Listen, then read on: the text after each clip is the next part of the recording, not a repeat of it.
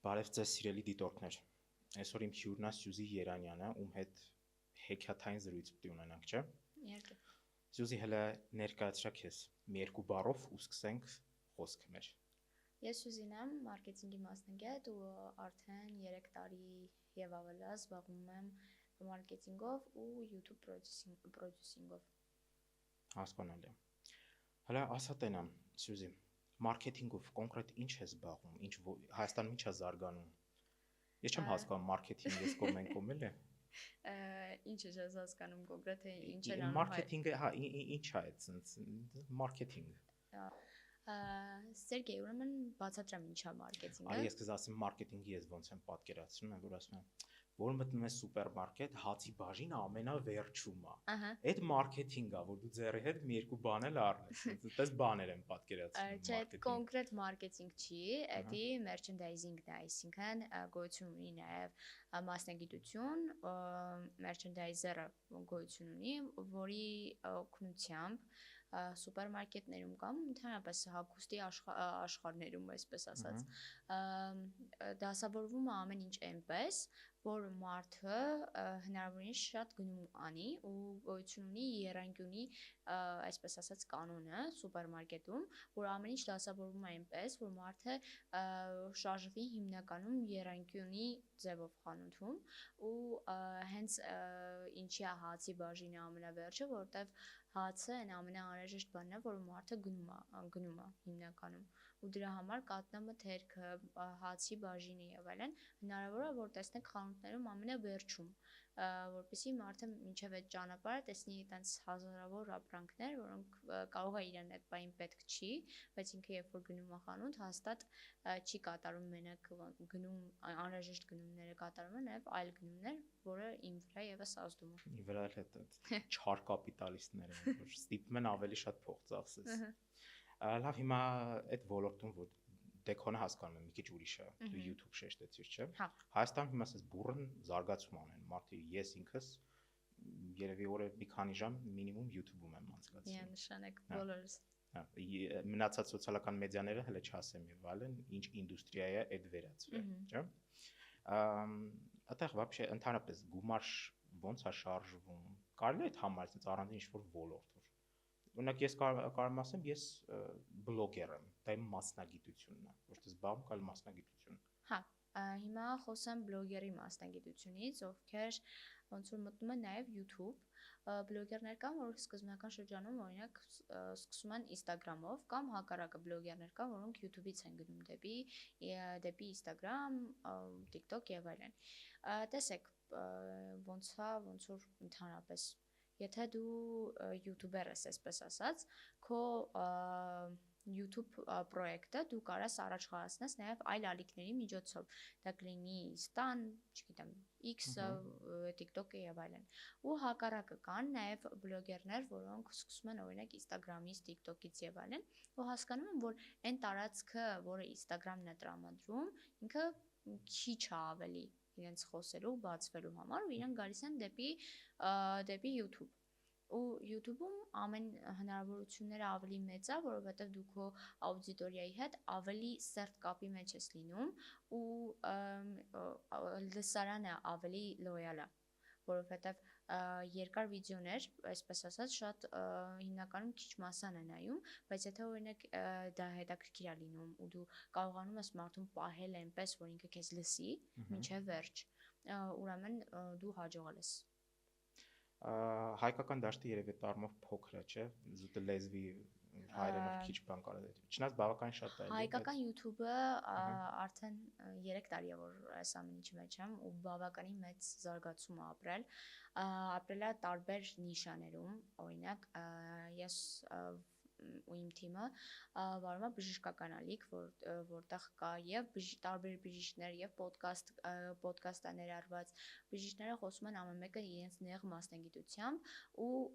այսինքն ստեղծել ենք մենք մի հատ հարթակ, որտեղ բժշկությունից են խոսում։ Կան նաեւ շատ այլ հարթակներ։ Իմ պրոյեկտներից մեկը,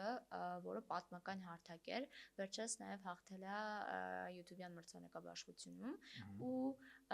նիշային կոնտենտները բավականին ոնց որ տարածում են գտնում ու յուրաքանչյուրը հասկանում է դրա անհրաժեշտությունը, որովհետև նիշային, որ ասում ես, ինչ նկատի ունես, նիշային, այսինքն ինչ նկատի ունեմ, կան օրինակ հենց կոնկրետ մասնագիտացված ուղղություններ, օրինակ նեղ մասնագիտացված ուղղություններ, այսինքն մեկը բժշկական, մյուսը պատմական ալիք, մյուսը հենց կոնկրետ ոդկաստ, այսինքն դա է հենց նիշան, որը որ ասում նեղ ճյուղ ու հիմնականում ավելի նպատակահարմար է YouTube-ում, դրանց նեղ նիշաները սկսել զարգացնել։ Օրինակ, եթե ես ուզում եմ քո կարծիքով, տես YouTube, եթե ես ուզում եմ ինչ-որ տես մի բանով զբաղվեմ, բլոգեր ասենք, ինձ ինչ խորհուրդ կտաս, ասենք սկանդալային ինչ-որ բանից սկսեմ, թե օրինակ պատմական ալիք բացեմ, որը լավ կաշխատի։ Նախ խորհուրդ կտամ հասկանալ մի հատ ինքդ քո մեջ, թե ինչն է ավելի նպատակահարմար քո համար, որովհետև եթե դու օրինակ պատմական նիշայում կհաջողես ըստ քեզ, ուրեմն սկսի պատմականը, եթե մտածում ես, որ սկանդալայինը լավ կանես, սկսի սկանդալայինից, բայց ասեմ, որ կան նիշաներ, որոնք ավելի արագ են զարգանում, օրինակ, վերջերս ունեցել եմ մի հատ դեպք, որ ընդամենը 10 օրում հասնում եմ արդեն իսկ 1000 հետևորդի ու ունենք ավելի քան 15000 դիտում։ Ընդամենը մեկ վիդեոյի տվյալներն եմ այս պահին ասում։ Ինչ ոլորտ է։ Չեմ բարձրաձայնի ոլորտը, բայց կան, հենց դա եմ ուզում նշեմ, որ նիշայից կախված քո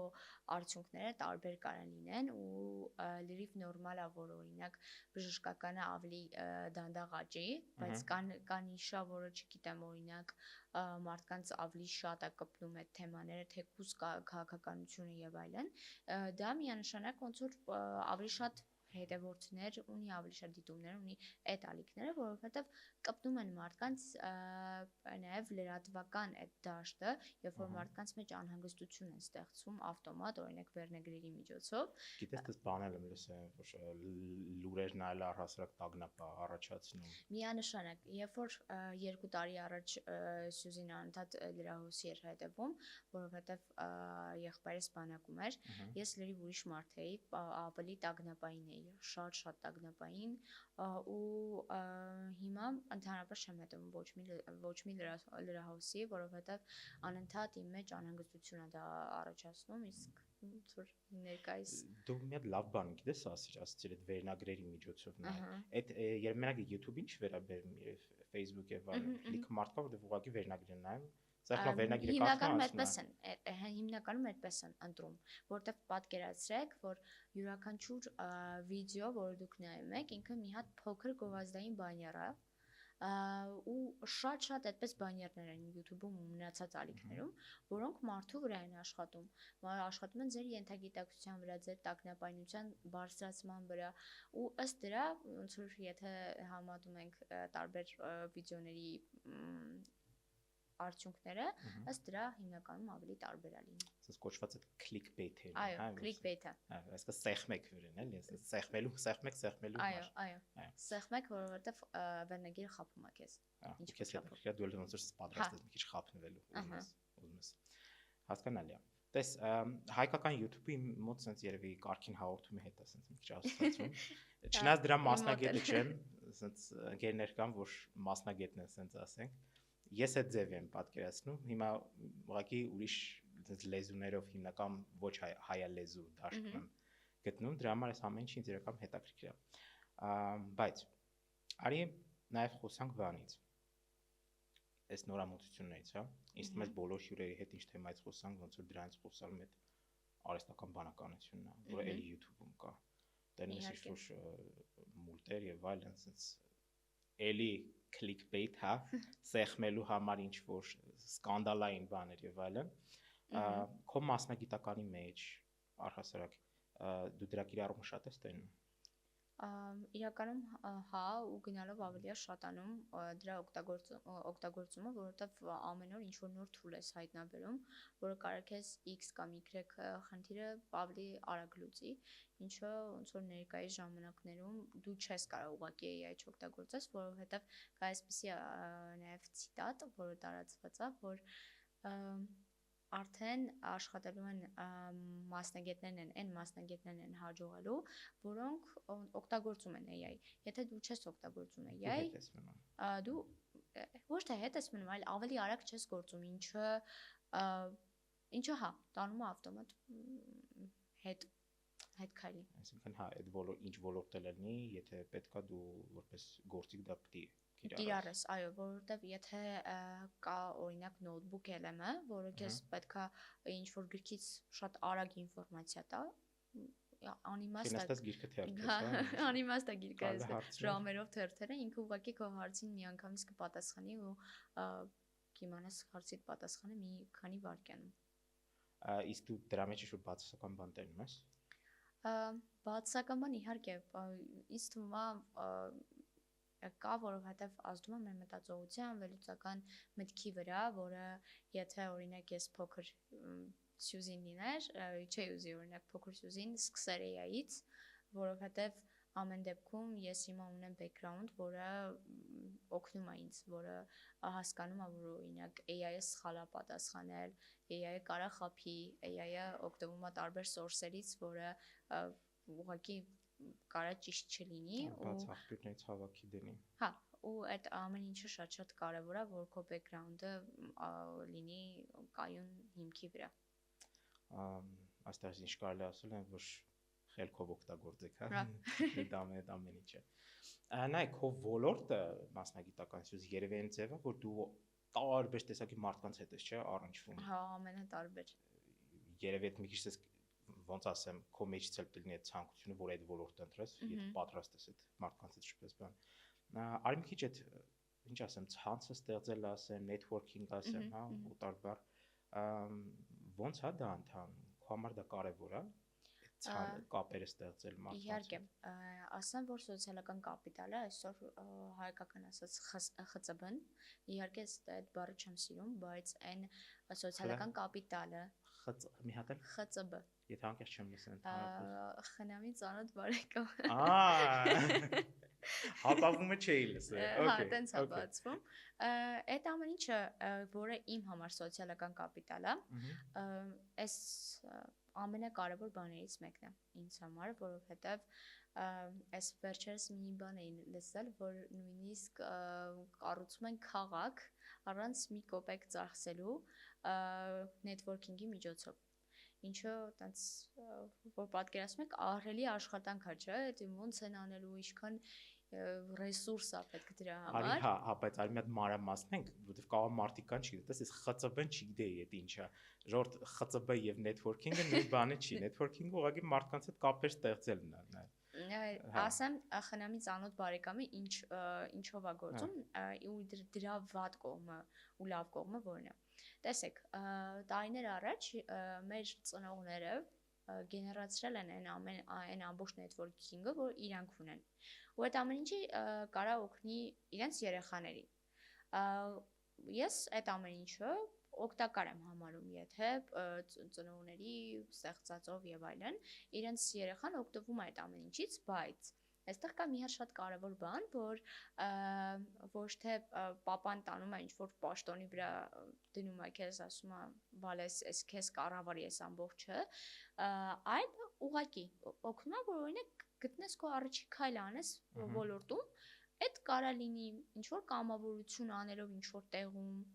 այդ լրիվ օքեյ է, որովհետև ես էլ իմ մասնագիտական ճանապարհը հենց սկսել եմ կամավորության միջոցով ու կամավորությունն է եղել այն ամբողջ նետվորքը, որ ես ստեղծել եմ ու երբ որ գնում եմ ինչ-որ միջոցառման, այդտեղ չի լինում ուղղակի մի մարդ, որին ես չեմ մոտենա կամ ինձ չեմ մոտենա։ Ու այդ ամեն ինչը ինչով է կարևոր, որ նետվորքինգը ստեղծում է քո համար հնարավորություններ, այն փակ դռները բացելու, որը դու քո ձեռքով չես կարող բացես, բայց դու կարաս քո խնամուն ասես բացի։ Չէ, քո ստեղծած կապերի միջոցով բացես այն դուռը, որը էլի քո աշխատանքի արդյունքն է, որովհետև այդ նետվորքը դու ես ստեղծել, որովհետև դու ես քեզ դիսկոմֆորտի մեջ դրել, որտեղ լիքը մարդիկ քեզ ծանոթ չեն, բայց դու իրենց հետ կապ ես ստեղծել, ինչը շատ կարևոր է։ Այդ կապը կարա տնկերական լինի, կարա աշխատանքային լինի, իրական հա շատ կարևոր բան է ու պես դինամիկ ոլորտում երևի ոնց որ թեկուզ YouTube-ը լինի կամ սոցիալական ցանցեր, մի թե դու բլոգեր ես եւ այլն, օրինակ գիտես ինչ եմ նկատել այդ բլոգերների առումով, շատ բժիշկներ կան, որ իրանց գովազդում են եւ այլն, որ աուդիտորիա են հավաքում, կլիենտները սխալ բառը բժշկության համար պացիենտներ են հավաքում, հա, դրա միջոցով։ Մենք մի քիչ առաջ իրական կհիշես բանի։ Այստեղ եկեք խոսենք ու անցնենք sense անձնական բրենդինգին, ինչը ամենալավ գործող բանն է, որովհետև մարդը մարդուն է վստահում, ինչքան էլ որ AI-ն է աշխատում, ինչքան էլ որ սոցիալական ցանցերն ու ընկերությունները հիմա ոնց որ փորձում են հաջողել, բայց ես ու շատ մասնագետներ պնդում են, որ անձնական բրենդինգը հիմա շատ լավ է աշխատում։ Օրինակ, եթե ես ծրագրավորող եմ դառնում, ինչ խորհուրդներ կտաս ինձ, ոնց այդ անձնական բրենդը իմ սարքեմ, գովազդեմ ինձ եւ այլն, ինչ կարելի է անել։ Տես, այստեղ ամենակարևորը հասկանալը, թե ոնց ես ուզում, որ մարդը քեզ ընկալի։ Տես պատկերացրա արդեն հա մասնագիտական այդ բանը գործիքակազմը կա, գիտեմ տիրապետում եմ։ Հիմա ուզում եմ ինձ մատուցեմ, այստեղ անձնական բրենդինգն է, թե ոնց ես ուզում, որ քեզ ընկալեն։ Այդ ամեն ինչը եթե կա, սկսենք այն օգտակար խորհուրդներից, որը մարդը կարա ստանա։ Օրինակ, եթե քեզ ուզում եք, որ ձեզ հետևեն, թե Telegram-ում եւ Instagram-ում, YouTube-ում եւ այլն, մարդուն պետքա տալ ինֆորմացիա, որը իր համար օգտակար է։ Ամենակարևորը, այսինքն այն կրթական կոնտենտը, որը դու ստեղծում ես կամ թեկուզ, եթե դու ծրագրավորող ես ու ոնց որ ընտրում ես մորային կոնտենտը, ծրագրավորողների հետ կապված, էլի աշխատելու է, որովհետև եթե դու խոսում ես ես-ի տեսանկյունից, օրինակ ես եթե լինեի, ինչ կանեի, եթե դու ես քեզ դնում,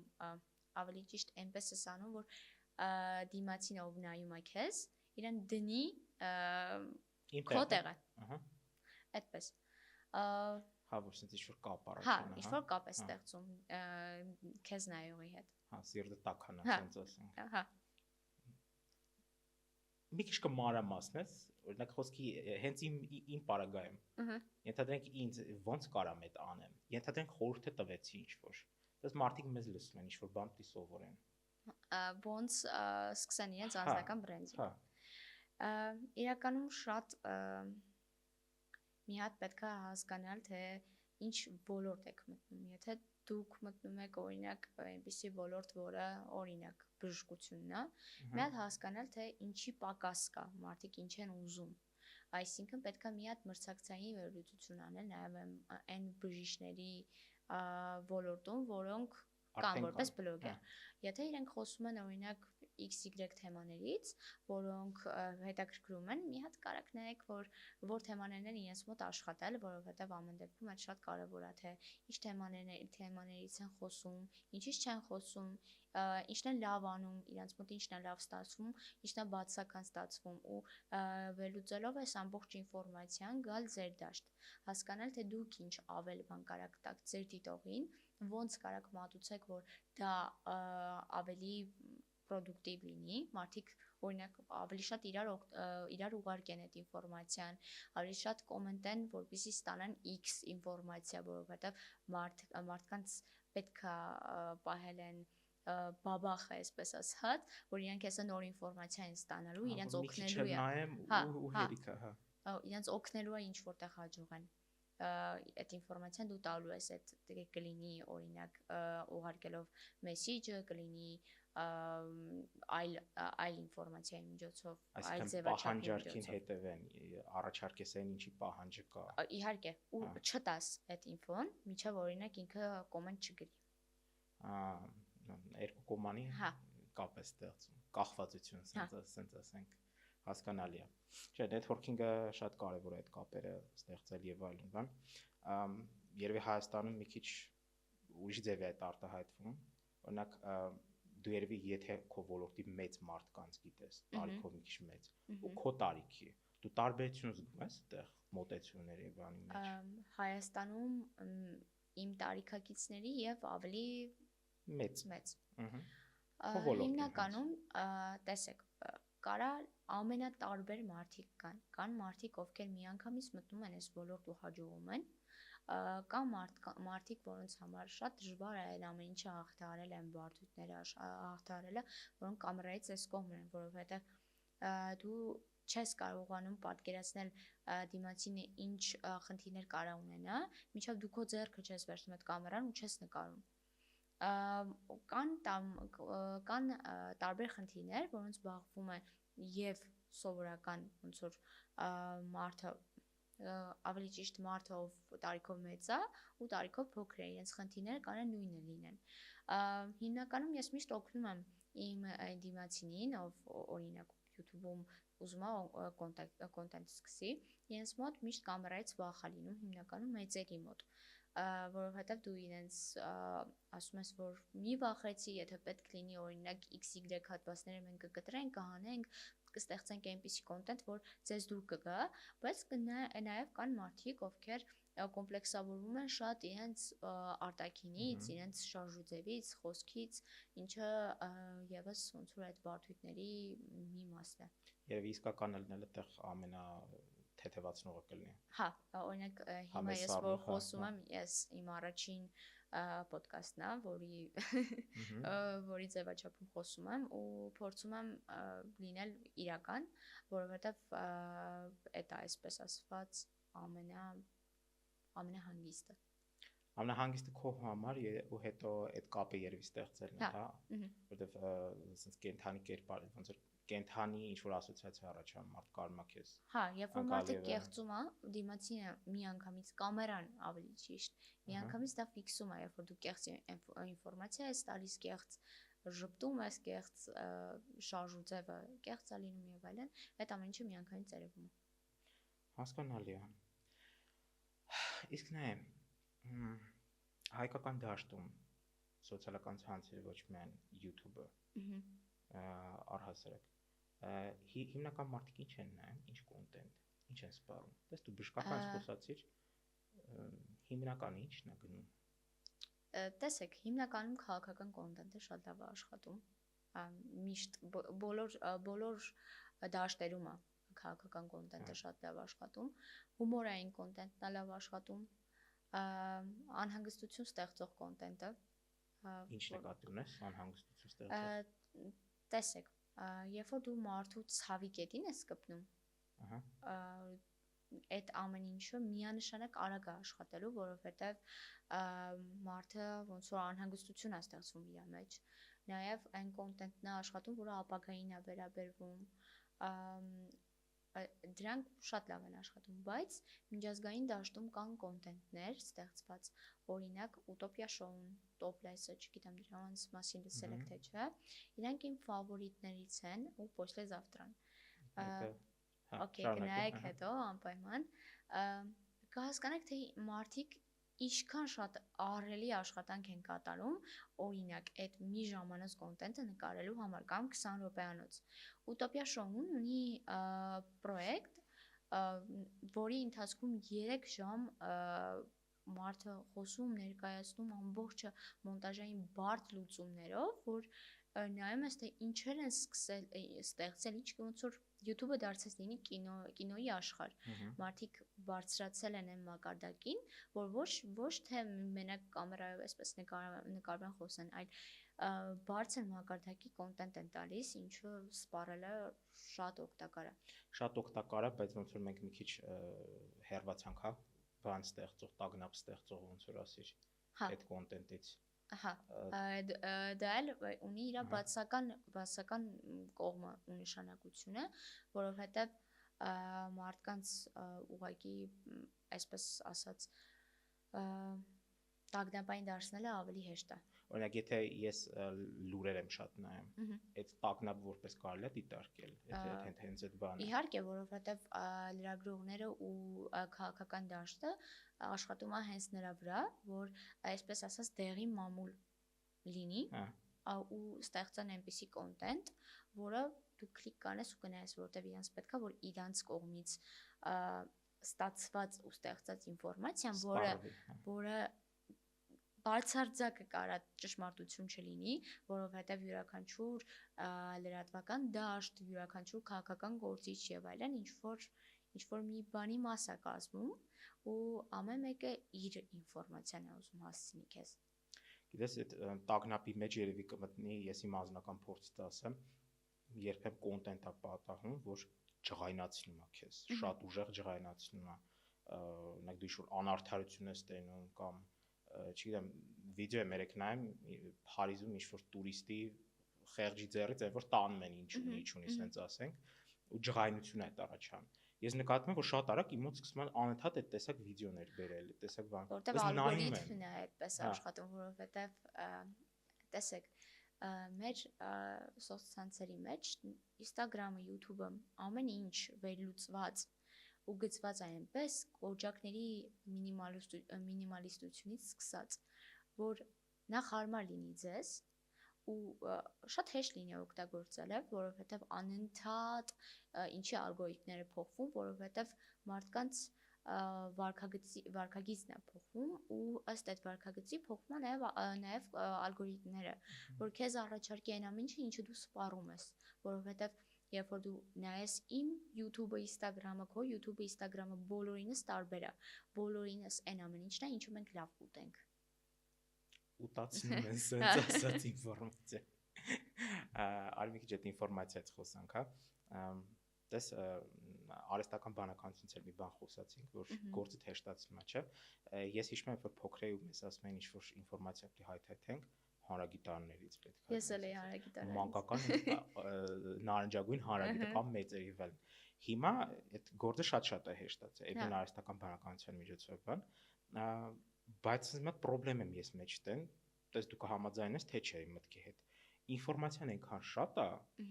խորտակվում ես տակը ուղղակի։ Միանշանակ։ Որտեվ այն ժամանակ ոնց որ սենց էր, չէ, այնքան քիչ էր դու սենց փոքր փշուրներով պիտի հավաքեի։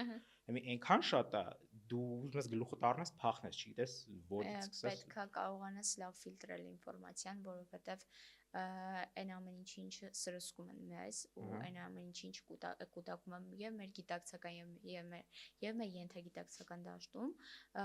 կարա խանգարի շատ հեշտ մեզ, որովհետև այսօր ինֆորմացիան այնքան շատ է, դու խառնվում ես այս ամեն ինչի մեջ ու չգիտես որ ուղղությամբ գնաս ու այս ամեն ինչը շատ լավ մտածված համակարգ է, պետք է կարողանաս ճիշտ կառավարել քո այն ինֆորմացիան, որը գալիս է դեպի քեզ։ Կառավարես թե որտեվ ես ասենց ասեմ փորձում եմ կարծիքներ լսեմ օրինակ, որի հետ համաձայն չեմ, բայց զգում եմ որ պետք չի էլի այն փուչիկի մեջ նստեմ, որ բոլորը իմ հետ համաձայն են, խոսքը մի բան քննարկում ենք, բայց ես շատ մարդկանց մեջ նկատում եմ, որ նույն սոցիալական ցանցեր YouTube կլինի, Facebook կլինի, Instagram թե ինչ, իրանք մի հատ փուչիկի մեջ են ասենց նստած ու կարծիք, որի հետ համաձայն չեն, այնց արձագանք են ունենում, որ ուղղակի Այստեղ մի բան ասեմ, որ շատ կարևոր է գիտակցել ու հասկանալը, որ կան թեմաներ, որոնց մասին դու ընդհանրապես կարող ես կարծիք չունենալ։ Ու լրիվ նորմալ է կարծիք չունենալը, որովհետև ինֆորմացիան ու գիտելիքը ու ամեն ինչ այնքան շատ է, որ նորմալ է, որ դու ինչ-որ բանից տեղյակ չես, նորմալ է, որ դու X բանի մասին կարծիք չունես, դու ուսումնասիրես այդ ամեն ինչը, նոր կձևավորես քո կարծիքը ու ասել, որ կարող ես դու ինչ-որ թեմանից չզրուցել ու տեղյակ չլինել այդ ամեն ինչից, դա նորմալ է։ Օրինակ քո մոտ ալնում է տենց որ ցանկություն առաջանում, որ տեղյակ չես, չգիտես, բայց ուզում ես ասես, որ գիտես խոսակցության ժամանակ։ Իրականում այդ վատ բան է, որովհետև դա այն կեղծիքի դաշտն է, որը կա։ Հիմնականում մարդիկ ու մասնագետներ կան, որոնք հենց այդպես են վարվում, օրինակ ցույց են տալիս, որ իրենք գիտեն, բայց իրականում իրենք չգիտեն XY բաները, բայց ընդհանրապես ամոթ չի ասել, որ չէ, ես չգիտեմ, ես կուսումնասիրեմ, կասեմ պատասխանը, որովհետև ավելի լավ է ասել չգիտեմ, քան սխալ պատասխան ասել դիմացի։ Ես վերջերս շատ եմ սկսել ուշադրություն դարձնել դրան, որ ինձ բռնում եմ, որ ցանկություն առաջանում մոտս, որ եթե տեղյակ էլ չեմ այդքան լավ, ասեմ, որ տեղյակ եմ, բայց այդ միտքն է, որ ինչ կա ամոթ, եթե չգիտեմ ես ինչ որ բան։ Որովհետև հնարավոր է էտել է նստած քո գիտակցական դաշտում ու ոչ թե դու ես ընտրել այդ ամեն ինչը, այլ եկել հավաքվել է այսպես քո ուղեղի մեջ, որ ամոթ է ինչ որ բան չի իմանալ եւ այլն, ու դու ավտոմատ պաշտպանում ես քեզ դրանից, որ հա, ինչ որ առումով է երևի կոնտենտի սպառումից էլ է գալի այդ նույն սոցիալական ցանցերի միջոցով բան, ոնց որ հրամցվի, որովհետև շատ ժամանակ էտել է երևի այդ clickbait-ներից մեկը, որ մարդ ցած սուր արտահայտությունից շատ ցած ինքնավստահ ձևով մատուցում է ինչ որ բան, որ դու չես կարա ստուգես, բայց քեզ ուղղակի դուր է գալի այդ լսելը, որովհետև ինքը շատ ինքնավստահ է ասում։ Հիմնականում տեսեք մասնագետների հաջողության հետ գրավականներից մեկը նաև հենց դա է, որ ստեղծես այնպիսի միջավայր ու այնպես անես, որ քեզ վստահեն, որովհետև եթե դու վստահելի մասնագետ չես, կլինես բժիշկ, կլինես մարքեթինգի մասնագետ, ով ուզում է եղի իրավաբան, քո հանդեպ վստահությունը, որը դու ստեղծում ես ու բերում ես մարդուն դեպի քո դաշտ, այդ ամենակարևոր բաներից մեկն է։ Ես չեմ ասում, որ դու չիմանաս ու վատ մասնագետ լինես, ավտոմատ կվստահեն քեզ, չէ, այդ տենց չի, դու պետք է լինես լավ մասնագետ ու ստեղծես այդ վստահության դաշտը քո կողմ։ Պետք չի ծայրահեղություն ունենալ։ Իհարկե, պետք չի չափազանցնել, ու եթե չգիտես, կներեք, ես ինչ բանից տեղյակ չեմ, ես պետք է ուսումնասիրեմ, ես ունեմ բոլոր ունակությունները իմ, որ գործի դնեմ իմ վերլուծական միտքը, իմ network-ին օգտագործեմ, որպեսզի X հարցի պատասխանը իմանամ, որովհետև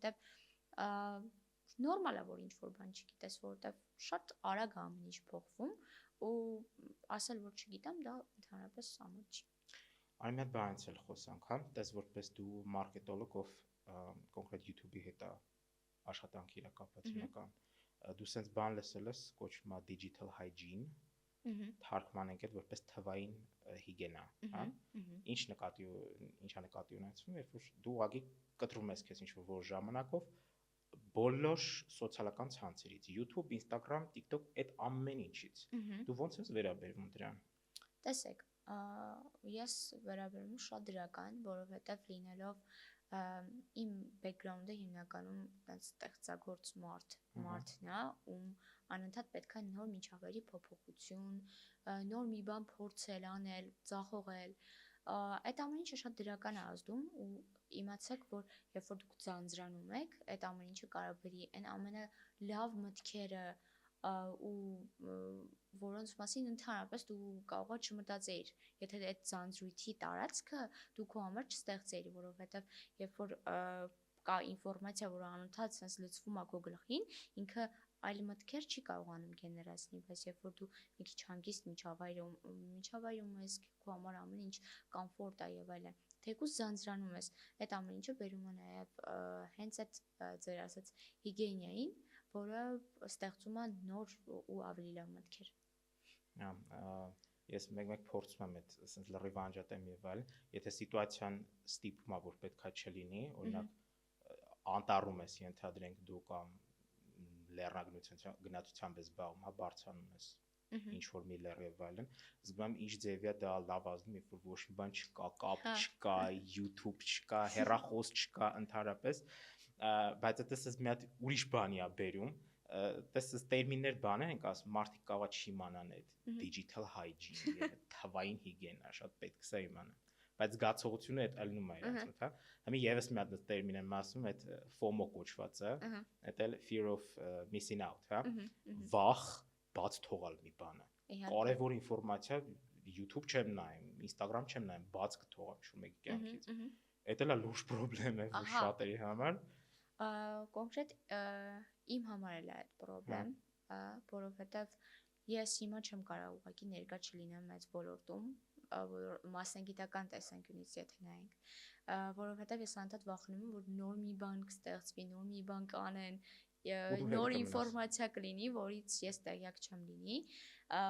ու այդ վախը ինձ թվում է շատ տարածված է, որովհետև բոլորը այս ամեն ինչի մեջ են։ Ու բացական ազդում է մեր վրա, ինչի համար, որ մենք չենք զգում այդ հանգստությունը, օրինակ, երբ որ ես արշավում եմ, հասկանում դերի լեռների մեջ ինչքան հանգստություն կա, ինչքան սիրուն է աշխարհը, ինչքան ուրիշ տեսանկյունից է այդ ամեն ինչը նայում, ինչքան իրական է։ Հա, ես եմ վայելում, բայց հա, շատ մոտ է բան, բայց մեկ էլ այն որ այդ վայելքը ասես փչացում է, որ տեմս ինչ-որ մեկ հանել է այդ նկարում է։ Ես հիմնականում փորձում եմ չնկարել, բայց երբ որ դու գալիս ես հետ այդ ամեն ինչից, դու հասկանում ես, որ թեկուզ եթե նկարել ես, ունես ինչ-որ մի հատ բան քո հետ, որը տենց մտերմացնում է այդ ապրած այդ կադրը, այսպես ասած։ Այ մարդը նկարի, բայց մի հատ, բայց ոչ դրանով նայելով լեռնել գնացած, սիրուն լեռներ են։ Հենց այդ գալիս է դեպի բլոգինգի աշխարհ, որտեղ մարդիկ ոնց որ ավտոմատ փող կապակցված են այդ ամեն ինչի հետ։ Ու երբ որ տես գնում ես լեռներ եւ այլն հանգստություն, մեկ էլ իջնում ես ու հասկանում ես, թե ինչքան notification-ներ ունես, ինչքան զանգեր ունես, որոնց պետք է պատասխանես։ Այո։ Էդ էլի մոտ կայրական այդ email-ները անընդհատ ստուգելու աշխատանքային email, համալսարանական email եւ այլն, որ հանկարծ մի կարևոր բան բաց չթողեմ, շատ ժամանակ զգում եմ, որ կարող է զբաղմունք չունենամ այդ պահին, ես մի հատ ստուգեմ։ Հանկարծ մի բան պակաս չլինի եւ այլն։ Բլոգերությունից էլի հետ դառանք մի քիչ բլոգերությանը եւ այլն, այս վերջերս այդպես վիդեոներ պատահե Սյուզի։ Fake այս հասկանում եմ այդ, որ բլոգերը նստած ինչ-որ ռեստորանում նկարում է ոգևորված, ինչ-որ ուտելիքն է ցույց տալի բան, մեկ էլ իր անգերի իջացնում է հեռախոսը, ինքը sense դեմքը sense մի անգամից բան անում, sense տխրում է բան։ Ես հասկանում եմ, որ այդ եւս մի ուրիշ ընկեր այդ նկարում է որպես կոնտենտ, sense էմոցիոնալ եւ այլն։ Բայց այդպես խնդրեմ լուրջ կա, մենք ունենք այդպես խնդրեմ, որ մարդիկ մենակ լավն են ցույց տալի, ահա, բացարձակը խուսափելով է որ վատը հանկարծ մի բան չերևա, մի թերություն չերևա։ Իրականում առաջ ավելի շատ էր այդ ամեն ինչը ստեղծել միայն դրականը ոնց որ մարդկանց մոտ այնպիսի տպավորություններ ոնց իմ կյանքն է մենակ այսքան ձանձրալի, ոնց իմ կյանքն է մենակ այսքան բարդ, վատ եւ այլն, ու տեսնում ես դու սոցցանցերից այն կողմ լիքը մարդկանց մոտ շատ դրական է ամեն ինչ գնում, կյանքը հրաշալի է իրենց մոտ, որտեվ իրենք դա են ուզում որ դու տեսնես։ Կարևորը այստեղ հասկանալը, որ դիմացինն է կառավարում այն ինֆորմացիան, որը ուզում է, որ դու ընկալես, ուզում է, որ դու իմանաս։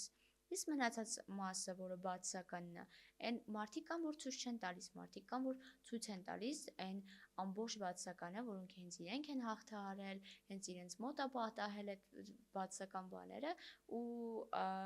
դա էլ է նորմալ։ Ուղղակի պետք է հասկանալ, որ միշտ կա եւ բացական, եւ զրոյական կետ, եւ բարձրունքի կետ, որովհետեւ բացական կետում դու պետք է լինես, որպեսզի սենց նայես ու տեսնես այն անցնելիք ճանապարհը դեպի բարձրություն, ինչքան դու ունես ու ինչքան քո վրա պետք է աշխատես։ Ու կա զրոյական կետը, երբ որ ամեն ինչ հանդարտված է, ամեն ինչ շատ լավ է, ու կա հնարավորություն բարձրանալու, որտեղ դու արդեն այն բացական այն անդունդը, որ կար որի մեջ էիր, դա արդեն հաղթահարել ես ու եկել ես այդ զրոյական կետին, ու դու պետքա չվախենաս, որ քո մոտ այդ զրոյական կետն է, դու ընդհանրապես դրանից վախենալու ոչինչ չկա, որտեղ պետք է հասկանալ, որ դա է հենց բարձրության տանելու ճանապարհը։ Ու հենց այդտեղ կարա, երբ որ դու զրոյական կետում ես, այդտեղ էլ կարա քո այսպես ասած հաջողությունները, որ դու մտածում ես, որ հեսա կլինեն, բայց անընդհատ ինչ-որ մի բան խանգարում է, ուրեմն այդտեղ է ճիշտ կետը, հենց այդտեղից ես բարձրանալու վերև։ Այսպես ասած ստուգում է դիեզերքը քեզ ինչքանով է քո ցանկությունը քեզ համար։ Ու երբ որ ինչ-որ մի բաներ է ուղարկում դեպի քեզ, այսպես ասած փորձություններ, որ դու այդ աստիճանը հելնես ու հասնես այն կետին, որտեղ դու ուզում ես։ Նայ ինչից ուր հասանք էլ, մարքեթինգից հասանք դիեզեկ, ես գիտեի որ հեքիաթային ալնելու իրական այս խոսակցությունը։ Նայ ուզում եմ էլի դրա հետ կապված եւս մի հատ թեմա քննարկենք, սոցիալական ցանցերի հետ կապված։ Ընկերության արտահայտումը այդ սոցիալական ցանցերում, networking-ի հետ այլի կապված կապերը։ Այդ մի տեսակ փուչիկ էֆեկտ է, չէ՞ ստեղծում, օրինակ իմ մարդ տենց է երբեմն, որ ես նկատում եմ այն կոպիտ ասած այդ դրուզիական friends, որ կան սոցիալական ցանցում տալիս է, ոչ բոլորի հետ եմ ես այդ կապը պահում եւ այլն։ Տեսեք։ Բայց դա sense կեղծ ինչ-որ բան է ստեղծում, կերպար է ստեղծում, կեղծ կապերի։ Իրականում ես մտածում եմ, որ երբեմն, ոչ միշտ, բայց երբեմն պատահում է դա։ Տեսեք, ես մտածում եմ, որ եթե X մարդը քեզ պետք է, ինքը ոչ թե պետք է, այլ կյանքի համար է պետք, հետագայում, ինչ որ կետում հնարավոր է, որ այդ մարդը քեզ պետք է, դու իրեն տեսնելու ես, դու իրեն հանդիպելու ես, դու ինչ որ բան սովորելու ես, գուցե դա լինի այն հանդիպումը, որ դու կունենաս իր հետ, հնարավոր է առաջինը ու վերջինը լինի, ուրեմն դու հենց այդ հանդիպումից պետք է ինչ որ բան սովորես։ Եթե դու էլի ես հանդիպում իրեն, ուրեմն էլի ինչ որ բան կա իրենից սովորելու։ Իսկ այն սոցցանցերը, որտեղ ստեղծվում են այդ կապերը, ոչ թե կեղծ են, այլ ուղղակի իրենք հիշելու միջոց են, որ այդ մարդը պետք է ած պահին, համ հիշելու, համ էլ կապի դուրս գալու պետք է ած պահին։ Ուղղակի ինձ թվում է որոշ մարդկանց մոտ այդ երևի կարա ինչ-որ եղած խնդիրները ավելի բան անի, հա, ասենց խորացնի։ Հա, հնարավոր է։ Երբ որ հա, ասենց ասենք այդ ինտերնետային սոցիալական ոլորտում մտածեն, որոնք շատ մեծ կապ ունեն, շատ մեծ ընկերների ասենց բազա ունեն, բայց պետք եղած պահին ասենց բախվեն իրականության հետ, հասկանան, որ դա YouTube-ի կոմենտներն էր իրանց ալիքի տակ կամ Instagram-ի ֆոլոներն էին, իրական կյանքում որ ասենց գրեթե մարդ չկա ենթադրենք կամ մի քանի ասենց հավատարիմ մարդ են, որ կհասնեն քեզ, կօգնեն այդ պահին։ Իրականում օքեյ, այդ ամեն էներգիան, որը մենք ստանում ենք այն մարդկանցից, ովքեր մեզ եւ դրական բաներ են գրում եւ բացական, դա էներգիա է գալիս, է անցնում է, բայց կան այստեղ ոնց որ բոլորս էլի մեր կյանքում ունենք մեր իրականության դաշտը, որտեղ իհարկե անսահման շատ բաներ են տեղի ունենում ու նորմալ է, որ ինչ որ թեկուզ անծանոթ կօգնի քեզ այդ պահին ու կարա լրիվ հակառակը լինի, որ քո ընկերը կօգնի քեզ, կարա այդ նույն ընկերը չհասնի քեզ, այսպես ասած իրավիճակները տարբեր են։ Խոսքը ասենց միտքս գալի, ասում եմ բացասական փորձն էլա, փորձ, դրական փորձն էլա։ Իհարկե։ Ու